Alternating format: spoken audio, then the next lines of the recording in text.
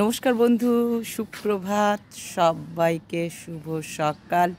আর সবাই কেমন আছেন বলুন। আমিও চলে এলাম সকালবেলা। আর এই যে আমার পাখিরাও এখানে ওয়েট করছে আমার জন্য, কাকগুলো।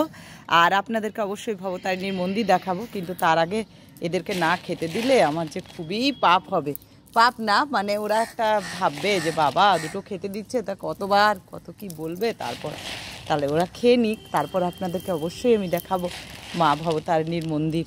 এই সময়টা আসি, কিন্তু আজকে আবার উল্টো, আজকে চান টান করতে পারিনি, কারণ আজকে এতটাই কাজে ব্যস্ত ছিলাম। তাই এইবারে স্নান টান করবো, সেই জন্য একটু দেরি করে করব। অনেক কাছাকাছিও আছে, ছেলে অফিসে যাবে। তা এই দেখুন, এই যে মা ভবতারিণীর মন্দির, একবার সবাই দর্শন করে নিন সকালবেলা।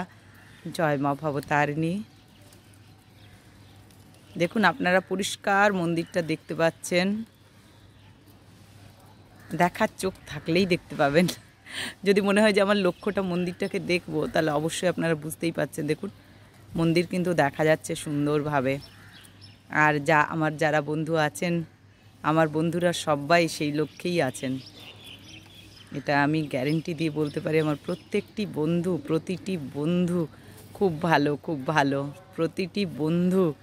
আর এই বন্ধুদের সাহায্যে একটু একটু একটু একটু একটু করে হাঁটি হাঁটি পা করতে পারছি, একটু একটু। আমার খুবই ভালো লাগে যে আমার বন্ধুরা খুব আমাকে সাপোর্ট করে।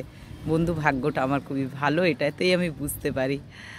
আর দেখুন আপনাদেরকে দেখাচ্ছি। আর কালকে অন্নদা ঠাকুরের ভাগ্নে বউ দোলা চক্রবর্তী, উনি আমাকে SMS করেছিলেন, ওইদির ভাই। তা এটা আমার পরম পাওয়া, অনেক বড় পাওয়া, যে আমি যাই হোক একটু ক্ষুদ্র প্রয়াসও ওনার ভালো লেগেছে, এটাই আমি বুঝতে পারলাম। আমার খুবই ভালো লাগলো। এইটা একটা বড় পাওয়া, যে অন্নদা ঠাকুরের ভাগ্নে বউ, বুঝতে পারছেন তো, তিনি আমাকে SMS করেছিলেন। এটা আমার একটা বড় পাওয়া বলতে পারেন। আর এই যে আদ্যার শক্তি, আর উনি SMS করেছিলেন, আমার খুব ভালো লাগলো। যিনি আদ্যাপীঠ প্রতিষ্ঠাতা অন্নদা ঠাকুর, তার ভাগ্নে বউ মানে বুঝতে পারছেন আমার অনেক বড় পাওয়া। এটাই আমার একটা মানে বিশ্বাস করুন, মনটা ভরে গেল যে ওনারও বেশ ভালো লেগেছে এই ক্ষুদ্র প্রয়াসটা, এটাই আমার ভালো লাগলো।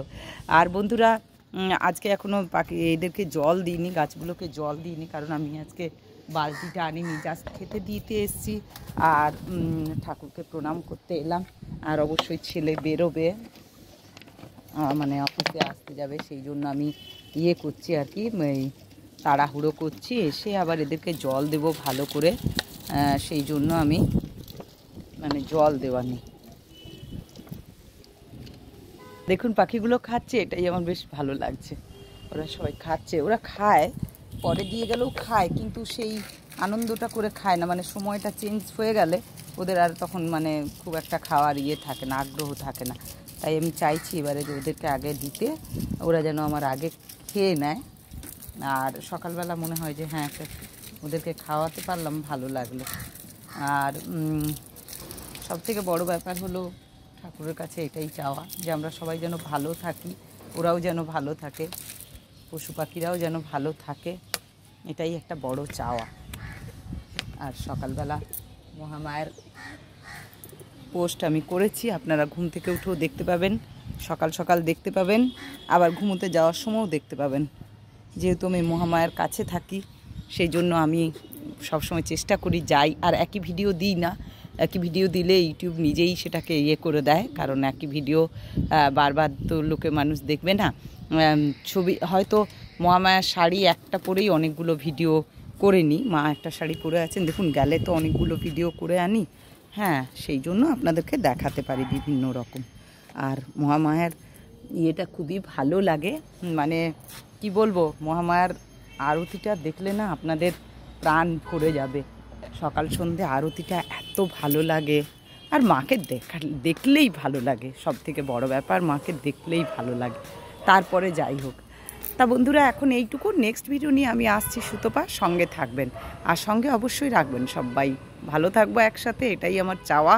আর এটাই আমি সবসময় বলি যে আমি একা না, সবাই যেন আমরা একসাথে ভালো থাকি। আর ওনার উপর ছেড়ে দিন সব কিছু, উনি সব কিছু সামলে নেবেন। তা এখন এইটুকু, নেক্সট ভিডিও নিয়ে আমি আসবো। ভালো লাগবে, লাইক শেয়ার কমেন্ট করবেন, সাবস্ক্রাইব করবেন। টাটা।